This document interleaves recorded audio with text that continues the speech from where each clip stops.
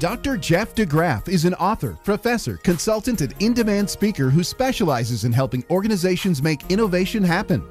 Dr. DeGraff serves as an advisor to think tanks, governments, organizations, and companies worldwide, and often is referred to as the Dean of Innovation.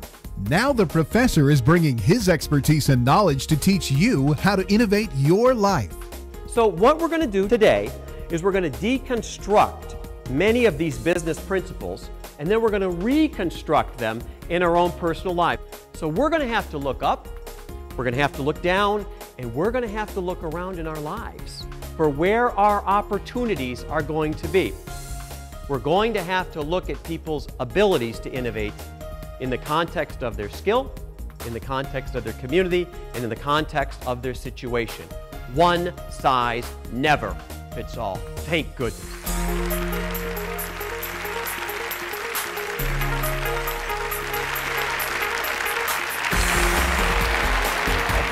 Thank you. Hello, I'm Jeff DeGraff, and today we're going to talk about Innovation U. We're going to talk about the practices that successful organizations use to make innovation happen and how they grow. And we're going to talk about how this can be applied to your life personally, how you can take advantage of this. Now, it's interesting, given our backdrop today, this is the Henry Ford, which is one of the great addresses of innovation in the United States. It's not just a celebration, it's a demonstration of how innovation really happens. Thomas Edison and Henry Ford and the Wright brothers, that's all here. So what a perfect backdrop to talk about innovation today.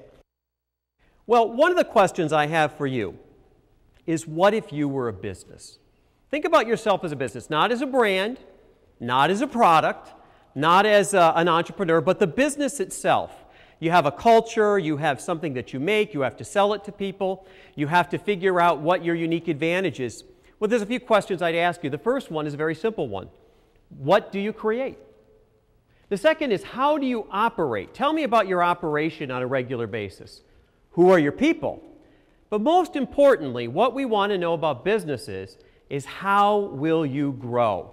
Now, it turns out that businesses have a lot of pathways, or roadmaps, if you will, to innovation. And we as individuals have similar types of roadmaps. So, for example, a business can create new products and services. But we can be creative, can't we? We can express our personal aesthetic vision of the world.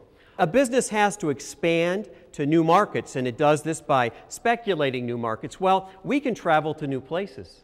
A business has to figure out how to develop its organizational capability, its organizational competency. But we can do the same thing by nurturing our partners. We can do the same thing by nurturing our children. A business might have a complicated set of processes and technologies that it uses in order to do things more efficiently. In order to advance itself, we can continue our education. And most importantly, a business can establish a positive winning culture, getting everybody to sort of really believe in what they're doing. Well, we might nurture our spiritual life. We might cultivate that life for ourselves. Now, the point I'm trying to make is very simple, which is businesses have specific names for those things, and they're very jargony. We write a lot of books about them. But they work in the exact same way as our individual innovation works. They follow the exact same principles. So what we're going to do today is we're going to deconstruct many of these business principles, and then we're going to reconstruct them in our own personal lives. So we're going to start with some basic principles. We're going to move on to some structures and dynamics about how innovation really works, and incidentally, how it doesn't work, because there's a lot of misinformation out there. And then at the end, I'm going to give you some tools and techniques that you can take home and apply for yourself so that you can start making innovation happen in your life. Now, I want to make the point about innovation very clear, how it applies to people personally, by telling you my sad story, The Lonesome Ballad of the Red Recliner.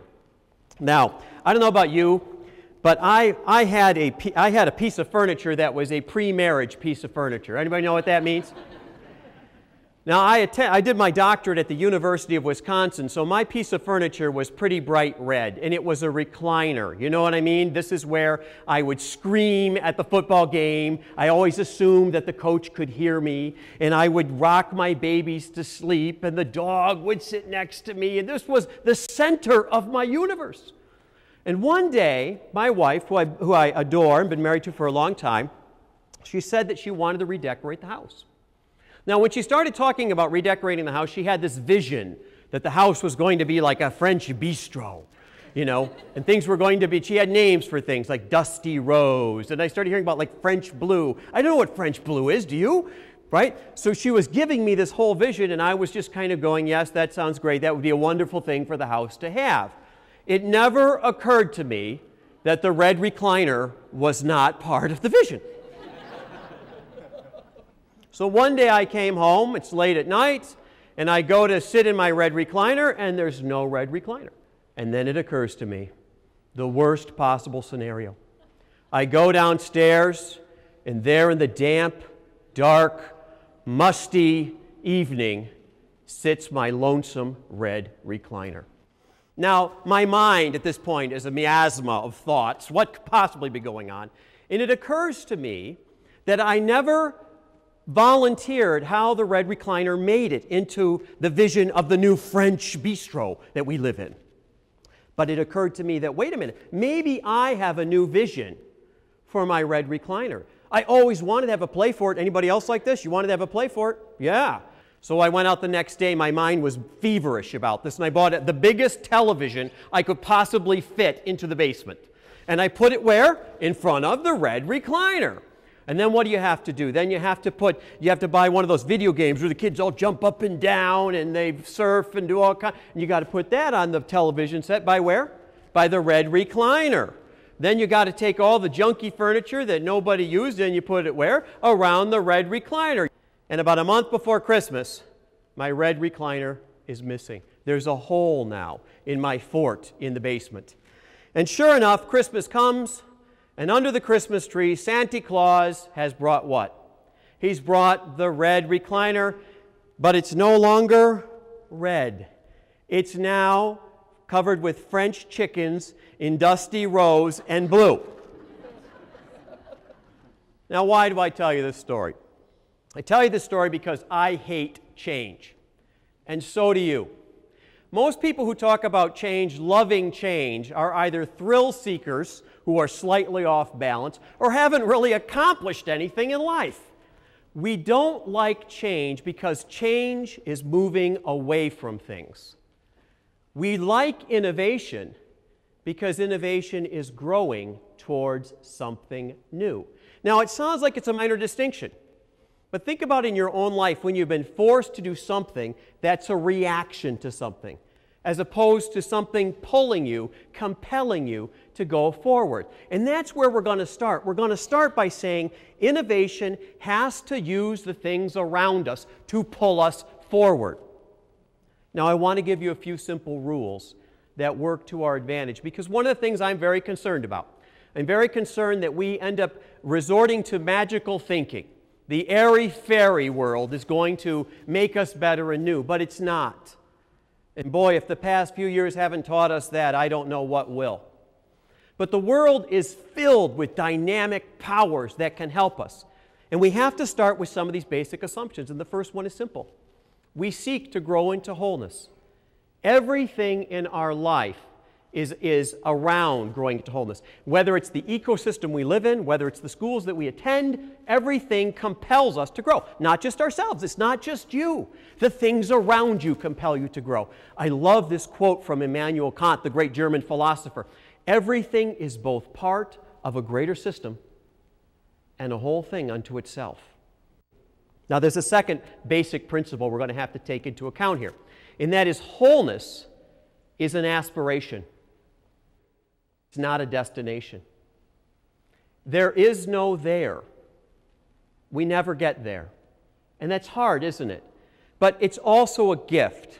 It's hard because we're going to feel like we're incomplete, but it's a gift because it's going to continue to move us to the next thing. It's going to advance us. My personal hero is the great pragmatist philosopher John Dewey, right, who built one of the great first Dewey schools in my town of Ann Arbor. In fact, my innovation lab is across the street from it. It's interesting, Dewey said the self is not something ready-made, but something in continuous formation through choice of action.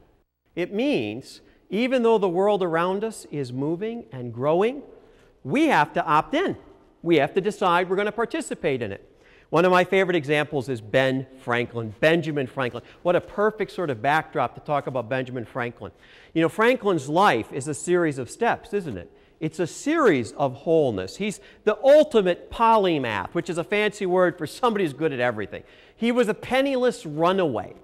As an apprentice, he developed a voice of an old woman and then the voice of Poor Richard, of Poor Richard's Almanac fame. He became a printer. He sold ink to other people. He developed the first syndicated column, was an entrepreneur, an activist, a diplomat. In his spare time, he was the postmaster, the University of Pennsylvania. It goes on and on and on.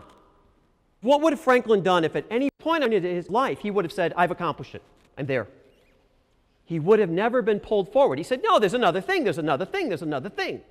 Well, that applies to you. You lost your job. Okay, there's another thing.